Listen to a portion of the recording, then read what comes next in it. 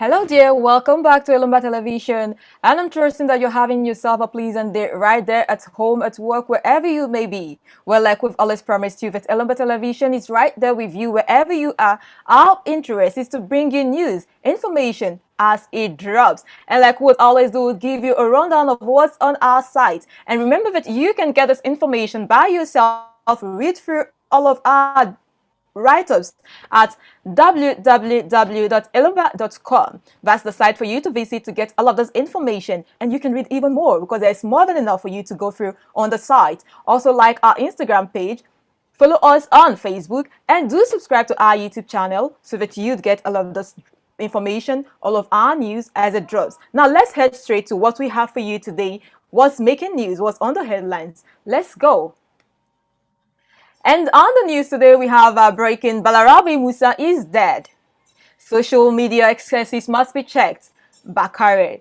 And Reps Committee queries allocation of 15 billion naira to East-West Road projects. ASU UI orders members to boycott UI convocation. Senate decries poor annual budgetary allocations. All the stories are on Elumba Television. You can get them also at the site for yourself.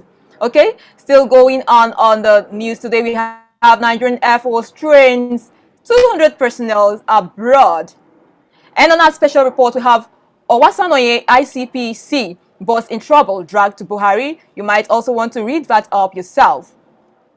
And you also have the story to say ex-deputy IPOB leader deletes Facebook page and goes underground. You might want to know why he deleted the page and why he went underground.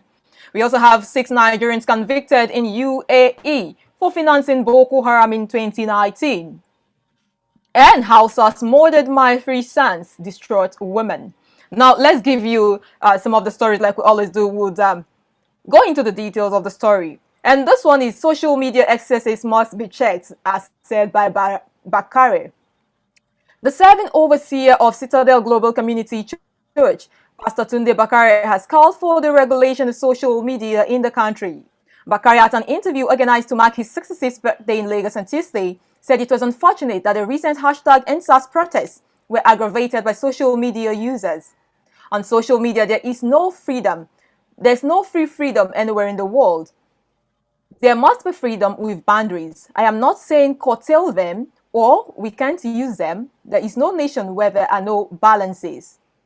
All these excesses happening in the social media or the fake news can stir up trouble that we will not be able to control. Look at the drama they shot somewhere else that were used as soldiers killing people. Those things can create trouble, but we cannot be draconian. We are not going back to Decree 4. We must do things decently, listen to the people and formulate laws that will be beneficial to all of us, Bakare said. Bakare also said he was destined to rule the country, but said the ambition was not a matter of life and death. He said there's something called destiny. I do not want to hide under one finger and make ambition look like a vision. It is not a matter of life and death. You can write it down as the Lord lives. And as I am given the opportunity, the day will come, like Joe Biden, that I will be president of Nigeria. Now, this leaves us thinking, is he indirectly campaigning for election come next election season? Well, we wouldn't know, that has not been declared. We'll keep watching. Remember, we'll bring you the details when it drops. All right, up to the next, we have Rep Committee queries allocation of 15 billion naira to East-West Road project. Let's see what's in the details. The House of Representatives Committee on Niger Delta Affairs on Tuesday in Abuja queried the allocation of 15 billion naira to the East-West Road project. The members of the committee at the Ministry of Niger Delta Affairs 2021 Budget Defense frowned at the allocation of 4 billion naira to all other human developmental projects in the region. The chairman of the committee, Reps SNI PDP Cross River, said that the East-West Road had been under construction for over 14 years. We just finished with EndSARS. We know what happened. The whole of my state capital everywhere was turned upside down. The kind of devastation that I saw there, it would have taken us about 10 years back. If the budget is youth-oriented, then why are we going to use 15 billion naira for East-West Road? I listened to the news there where the Senate President warned that we should be careful that if this thing resurfaces again, it is going to be very devastating. So, Minister, we have about 300 or more projects in Niger Delta. So how are you going to allocate the money to this kind of projects? It's not possible. We will not do it, he said. Also, Rep. Edim Etta, PDP Cross Rivers, said that the budgeting 15 billion naira for East-West Road and 4 billion naira for other projects in the Niger Delta is unfair. According to him, I believe the bulk of the funding that is coming in 2021 should go to youth programs. We all witnessed the NSAS project protests. All these were from frustrations of staying at home from ASU strike and unemployment. So can only 4 billion naira out of the total budget of Niger Delta go to these projects? I do not think that it is a good idea if the East-West Road has been taken from the Sovereign Wealth Fund. Then the provision for that 15 billion should have been done separately to cover that, he said. Responding, the Minister of Niger Delta Affairs, Senator Godswill Akpabio, said that he wanted to deliver a road that would last. The minister said that it was on record that roads constructed under his watch had no potholes even 13 years after.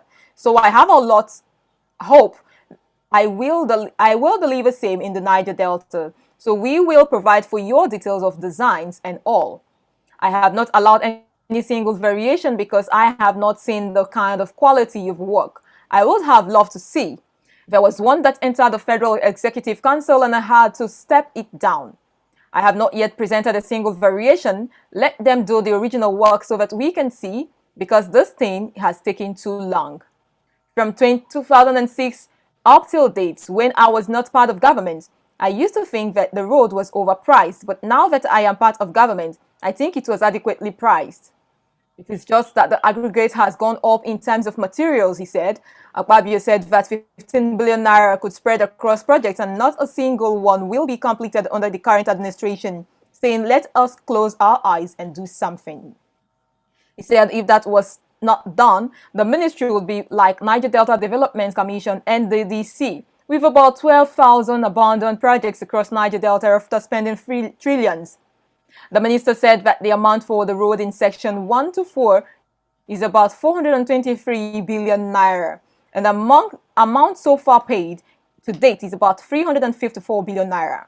The total completion, in my opinion, is about 80%. Yes, the terrain is challenging. Annual rainfall affects the work. Releases of funds are slow, and the COVID-19 added to it too. But we are determined to surpass those challenges. That's why we are here today, Akpabio said. Okay, that's it on the committee queries allocation of 15 billion naira to East-West Road project. Now let's go over to ASU and see what ASU is saying. We all know that the strike from ASU has lingered for quite a while. Let's see what's happening here. We have the story saying ASU UI orders members to boycott UI convocation. What's the detail? The University of Ibadan UI branch of Academic Staff Union of Universities, ASU, has ordered its members to boycott the 72nd Convocation and Foundation Day ceremony of the institution. ASU UI Chairman Ayo Akinwale said in a statement on Tuesday that the action was in the spirit of ongoing strike. Akinwale laid a copy of the letter to boycott the ceremonies had been sent to Professor Idowu Olayinka, the Vice-Chancellor of the university. He said the action was in line with a bulletin of the union forbidding members not to participate in any teaching, statutory messages, statutory meetings, examinations, and ceremonies of the institution during the ongoing strike. In line with the principles and practices of the union and in obedience to the National Executive Committee of ASU, directives of this matter, members of ASU, University of Ibadan branch, are advised not to be in attendance nor participate in preparation or the actualization of the said convocation and the 72nd day ceremonies. A people united can never be defeated, he said. NAN reports that the University of Ibadan has set its 2020 convocation and foundation day ceremonies for November 13th to November 17th. Okay, that's yet another story. And let's see this one that says Senate decries. Let's say Senate decries poor annual budgetary allocations for Auditor General's office. Let's find out together what's in the story. On the story, we have Senate on Tuesday decried the yearly poor budgetary ceiling to Office of the Auditor General of the Federation, AO OAGF by the Budget Office, saying the allocation over the years were grossly inadequate. Chairman Senate Committee on Public Accounts, Senator Matthew Ogohide, PDP Edo, with other members of the committee, expressed their displeasure when officials of OAGF and Budget Office appeared before the committee. He said the committee has considered the Budget Office proposal for the OAGF and was dissatisfied with the budget proposal of 4.47 billion naira proposed to OAGF for the 2021 budget. He said the budget will not be adequate for the OAGF audit over 600 ministries, departments and agencies, MDAs, including foreign missions and their attaches. According to him, there has been continued underfunding of OAGF, which is constitutionally charged with responsibility of ensuring transparency, accountability, and probity in governance. He said the OAGF was in need of replacing 247 retired staff, which has not been provided for in the budget proposal. The promotion and annual increment of staff are also not factored in the year 2021 budget, Ogohide said. According to him, the amount provided for training and welfare of the staff members, which is a major asset of OAGF, was inadequate for the performances of its statutory functions. He said the OAGF was in need of funds for the performance of specialized audits, which were also provided for in the year 2021 budget proposal for the office. He said there was need to digitalize and automate the system for better performance, noting that the OAGF's budget proposal for this purpose was not approved by the Budget Office. He said it was an irony that while the OAGF, which was constitutionally established to ensure accountability and transparency in managing of public funds, was having a reduced allocation, similar agencies established to achieve a fraction of same objectives are well funded. Ogohide listed the agencies to include the Economic and Financial Crimes Commission, EFCC, and Independent Corrupt Practices Commission, ICPC. According to him, EFCC approved appropriation for 2018 was 21.69 billion naira. In 2019, it was 22.92 billion, while 9.86 billion naira. For ICPC, he said 5.918. The sum of 6.28 billion was for 2019, adding that 7.5220, while 11.25 billion was proposed for 2021 budget. He, however, said the mandate of ensuring transparency on public funds was allocated 3.22 billion in 2018, another 3.15 billion in 2019, while 4.13 billion was for 2020. 4.69 billion was being proposed for 2021. He sought the cooperation of the Budget Office to provide solution to the poor budgetary allocations of OAGF, given its enormous responsibility of ensuring transparency in usage of public funds. Responding Director General of Budget Office, Mr. Ben Akaboize, explained that the office was operating based on personnel costs, budget templates handed over to it by federal government. And that's one of our stories. And yet, let's go forward to yet another story. Nigerian Air Force trains 200 personnel. Details. Nigerian Air Force NAF on Tuesday said it was currently training no fewer than 200 personnel in 9 different countries to further enhance capacity of its officials in air combat. The Chief of Air said this when he appeared at the 2021 Budget Defense session of the Senate Committee on Air Force. Abubakar said that the training of the personnel was part of capacity building measures of the current management of NAF. As part of our capacity building initiatives, Nigerian Air Force currently has about 200 personnel it is training in 9 different countries of the world. The pilots will soon join their colleagues in the fight to secure the country. He said that the training of NAF crew had greatly improved, adding that the measure was resulting in efficiency in air combat operations of NAF. He also disclosed that enhancement in training of NAF aircraft engineers and technicians had also increased the visibility status of Nigerian Air Force from an average of 35% to 85% as at date. Abubakar said the NAF, in a bid to ensure security, was brought closer to the people by an established number of bases. He listed the new bases to include Birni Gwari in Kaduna State, Guzau in Zamfara, Owerri in Imo State, and Agatu in Benue State. Others are Jetu in Taraba, Jera in Plateau, and Daura in Katsina State. We have expanded the base units in Ilesha, South Osun State. We have established a base referral hospital and helicopters maintenance facility in our base in Bauchi.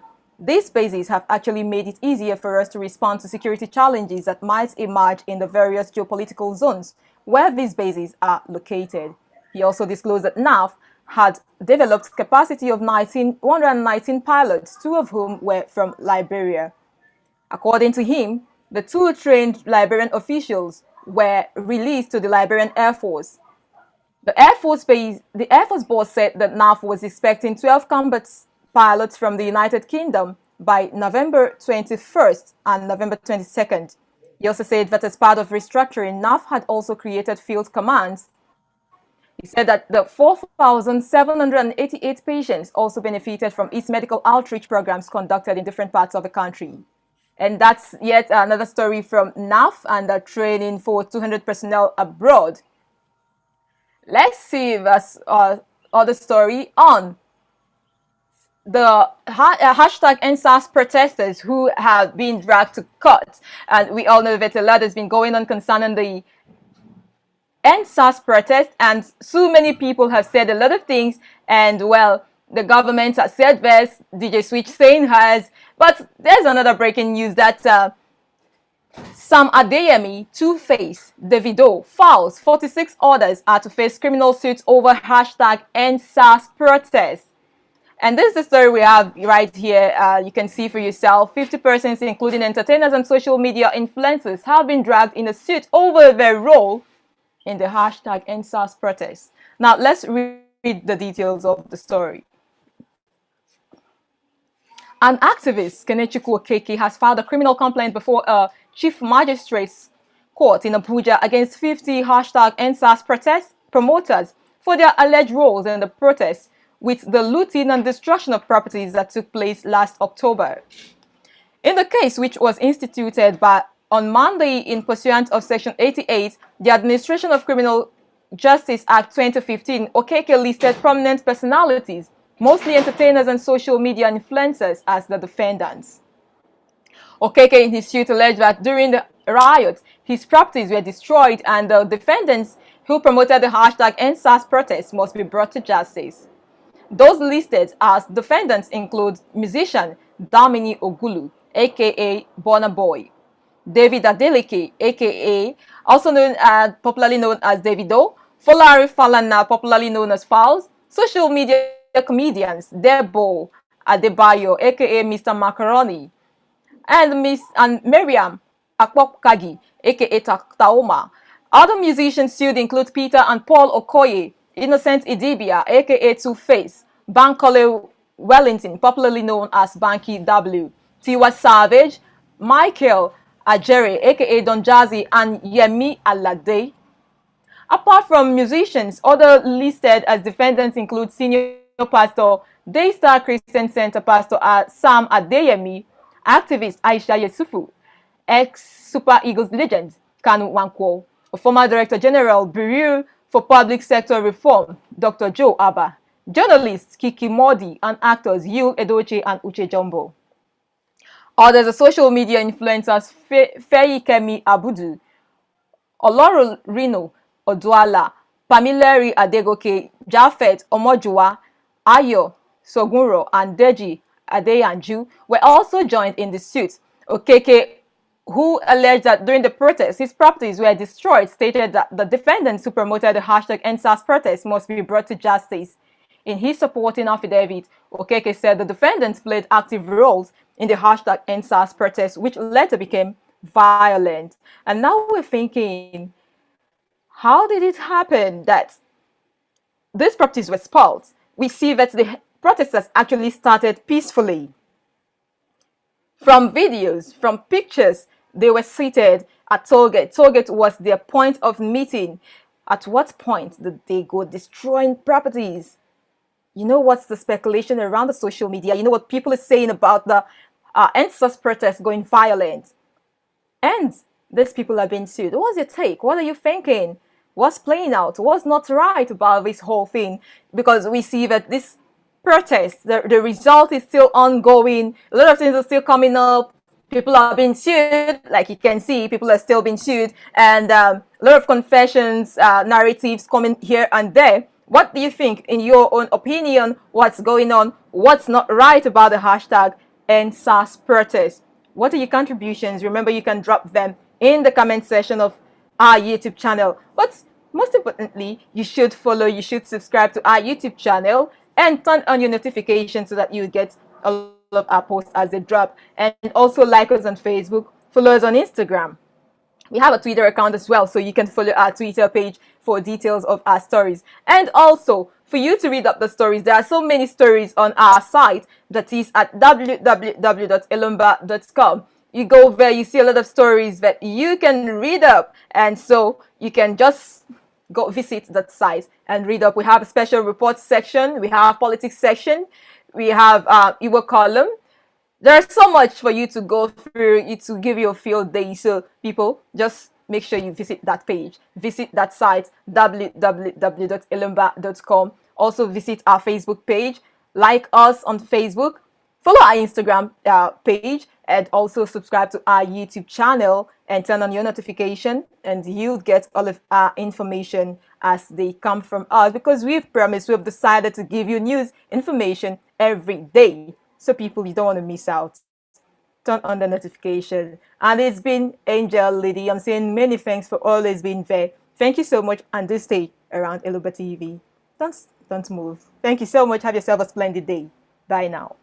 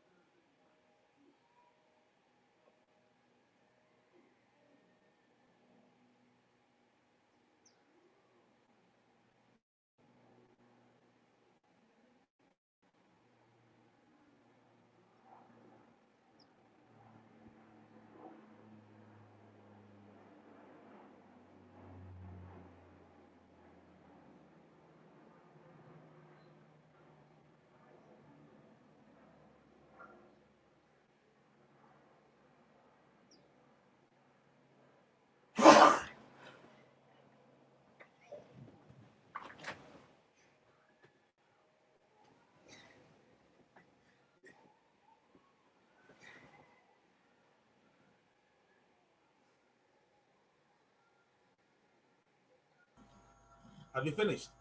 Yes, I'm